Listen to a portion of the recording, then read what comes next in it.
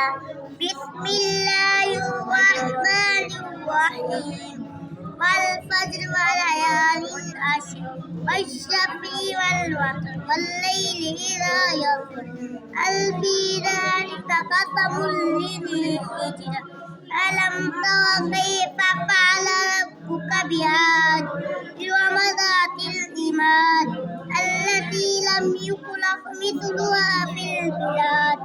وثمود الذين جابوا الصخر بالواد وفرعون ذي الأوتاد الذين طغوا في البلاد فأفسدوا فيها الفساد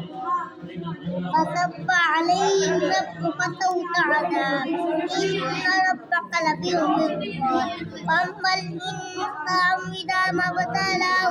ربه فأكرمه ونعمه فيقول ربي أكرمن وأما إذا ما ابتلاه فقدر عليه رزقه ويقول ربي أهانن كلا بل لا تكرمون اليتيم ولا تحاضون على طعام المسكين وتأكلون التراث أكلا لما وتحبون المال حبا جما كلا إذا دكت الأرض دكا دكا وجاء ربك والملك صفا صفا وجيء يومئذ بجهنم يومئذ يتذكر الإنسان وأنى له الذكرى يقول يا ليتني قدمت لحياتي فيومئذ لا يعذب عذابه أحد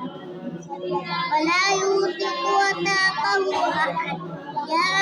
أيتها النفس المطمئنة